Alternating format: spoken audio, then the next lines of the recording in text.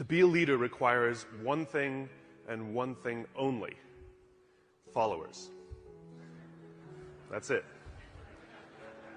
It has nothing to do with rank or title. It has to do with whether others are going to choose, that they volunteer, raise their hands and volunteer to go in the direction that you set. We can force people to do things. We can whip them into shape or offer them all kinds of carrots and sticks to get them to do things. But at the end of the day, a true leader is the one where others raise their hand and say, I will follow you. The question is, why should anyone follow you? Now, the human animal is like a company. If we want to get certain behaviors out of the organization, out of people, we give them certain incentives or disincentives. We are exactly the same. If you want someone to perform, if you want them to hit a goal, we set the target, we set the goal, and we offer them some sort of bonus if they get there, and we incentivize the behavior. If we threaten someone with a punishment, we disincentivize the behavior. Wait till your father comes home. You know, anyone who's a parent with gold stars or bonuses or all kinds of things, we're used to this. This is normal. The human body works exactly the same way. If you've ever had a feeling of love, trust, joy, fulfillment, status, pride, those are all chemically produced feelings. They're chemically produced incentives trying to get us, the human body's trying to get us to do certain things to get us to cooperate. Tangible matters. We can only see the things we have words for, right? And this is why the leader must provide a clear vision. Why are we doing this? Why are we in business in the first place? What is the point of growing the company that you're growing? Everybody talks about, what's your goal? Growth. What's the point of the growth? In other words, you have a company. Why do you have that company? What is the value your company is offering to others? And what do you want your company to leave behind when you're gone? There has to be a purpose for why your company exists beyond the things you make, beyond the things you do, beyond the money you make. You had the purpose when you founded the company, otherwise you wouldn't have taken the crazy risk to start it with the overwhelming chance of failure. And people wouldn't have given you blood, sweat, and tears if they didn't believe in you, because you were the alpha, you had the vision, you had the strength, and they wanted your protection. And they joined you, and they gave you their blood, sweat, and tears because you gave them a sense of purpose and belonging and protection. You have to know why you do what you do, and this is what the leaders do. And the more they can put it into words, the clearer they can put it into the words, the more we can see it. Again, we can only see the things we have words for. And so when you can put these things into words, other people can see them. I have a dream. Martin Luther King put into words the vision, seeing he had. The rest of us could see it too, and now could focus all of our attention, all of our efforts on getting it done. And every metric, and this is the purpose of metrics, every metric we use it's not about the metric. Metrics are supposed to measure progress. In other words, each metric is the tree getting a little bigger. Each metric is us getting a little closer to the gazelle. We get another little shot of dopamine. Each metric shows us that we're getting closer to the vision. It's not just about the numbers at the end of the year. How did we do? We're up. Good. Towards what? Towards what? We don't know what we're getting closer to. And it makes work unfulfilling. Don't know what we're working towards. Dopamine. We don't care if we let down the goal. Like if we have a goal that we have to achieve for work and we miss the goal, do we feel bad that we let the numbers down? No. We feel bad that we let somebody we love down. We feel bad that we let down our boss, we let down our parents, we let down our coach, we let down our drill instructor. We feel bad when we let down a human being. Accountability is never to a number. Accountability is to a person. And if there is no relationship with the person who's supposed to look after us and the person we're supposed to be working for, then we don't feel accountable. And this is where leadership becomes really, really important. You see, when we give selflessly to those in our tribe, offering them protection, because that's all anybody wants at work. They want to feel safe, comfortable, protected. Think about it as a parent. You know, back in those days, there were no countries, there were no corporations, there were no companies. They didn't exist. There's only one thing that pre-existed all of those things. The family. That's all we had. Each other. Think about it. What do we say to our children? You don't get to choose your children. Some of them are funny looking. Some of them not that smart. Okay? Those are the kids you got. Sorry. You get to pick your employees, but you don't get to pick your children, and yet it doesn't matter who your kids are, whether they're the best looking or not, whether they're the smartest or not, whether they're strongest or not. You give them undying love. And you don't point out their weaknesses if you're a good parent. You point out their strengths if you're a good parent. You encourage them to do the things that they're good at. And you hold them up, and sometimes you let them fail and learn for themselves, and sometimes you discipline them, and sometimes you prop them up, and sometimes you push them, and sometimes you let them go. And more than anything else, all we want for our children is to achieve more than we could have achieved.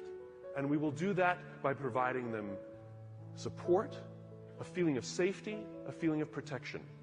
Well, guess what? It ain't no different at work. Stop saying our company is like a family. It is a family. And you are the mother and you are the father. And the minute you hire someone, you must give them undying love, and you must work tirelessly to see that they can achieve more than you could ever have imagined yourself achieving. Those are the best leaders. That's what it means to be a servant leader.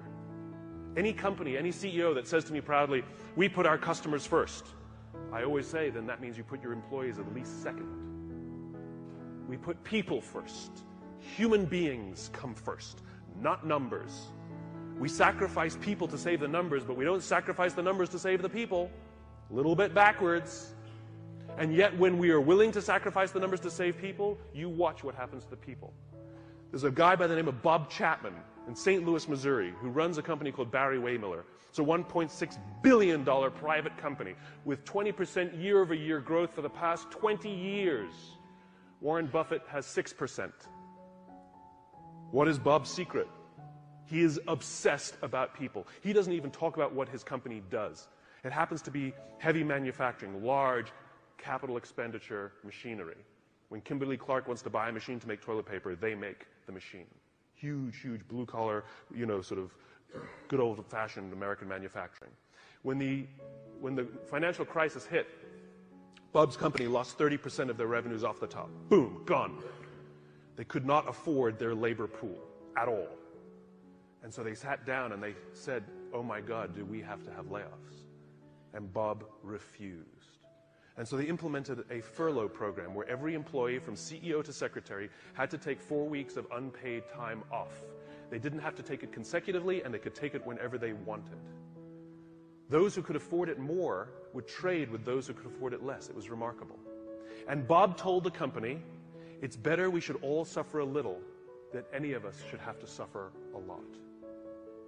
As human beings, we are biologically designed to cooperate, and we want to help each other. When you give someone the responsibility, when you put them in a position of power or authority for their responsibility, they rise up. Why? Because we all want to feel that our lives have value. We all want to feel that our lives and the work that we do is valuable to the tribe. We all want to know that our company needs us.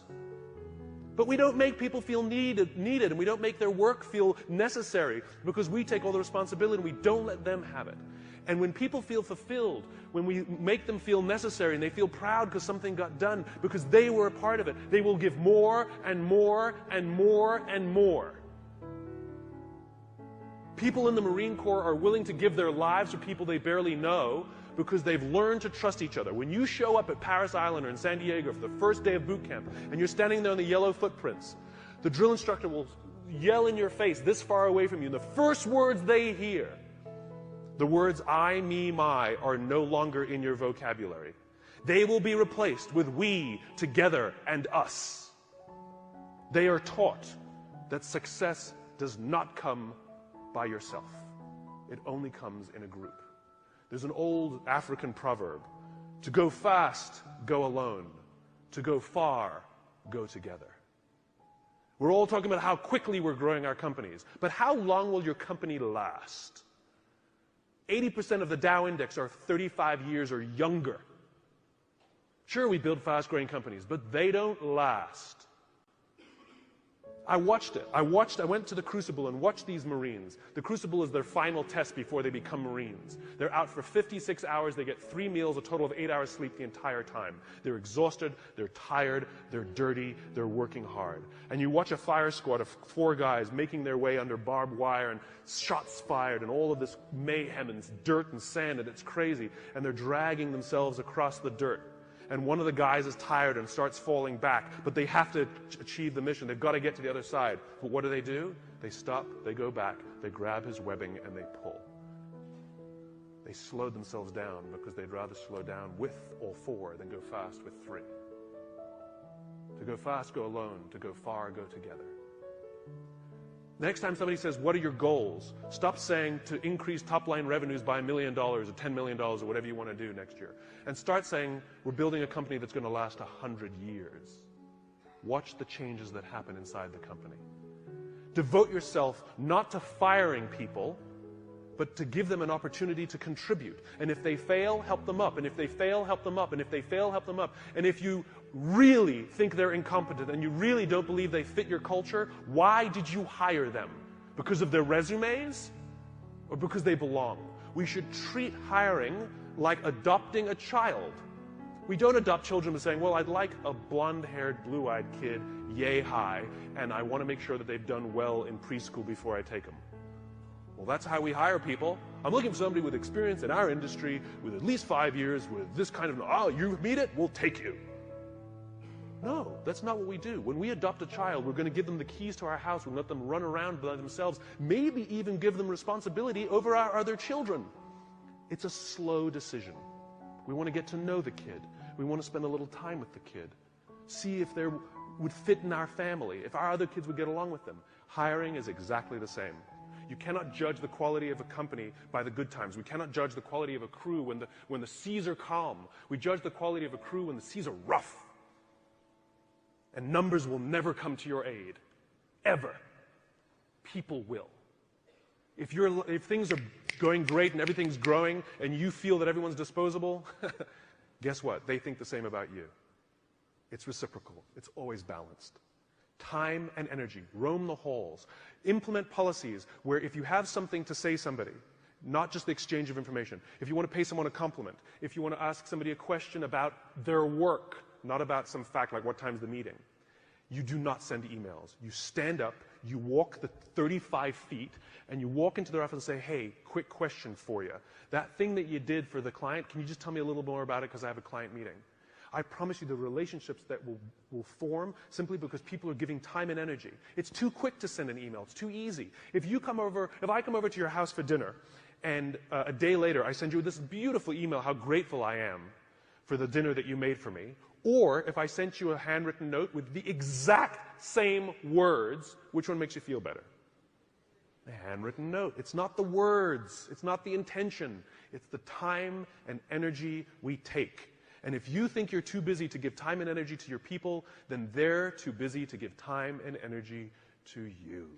It is a balanced equation. I imagine a world in which the vast majority of people wake up every single morning, inspired to go to work, and come home every single day fulfilled by the work that they do.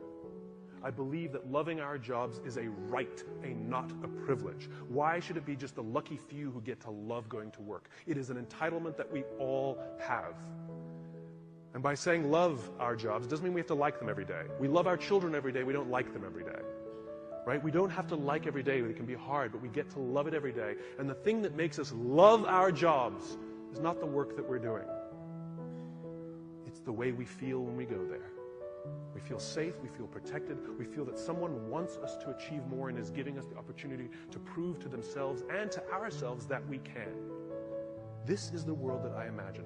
This is why I do these talks, because I'm just a cog in the wheel, a cog in the machine. I'm just a small piece of the jigsaw puzzle. I come to speak to the nice people like yourselves because you're the ones who are running companies. You're the ones who are in control of the cultures that you're building.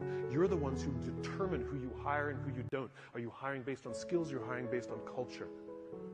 I come and share these ideas with you with the hope that some of you will try some of these things, and over the course of time, you will watch your own cultures improve and the people love coming to work. Oh, and by the way, it's good for innovation, it's good for progress, and it's good for profit, aside. So I thank you very much.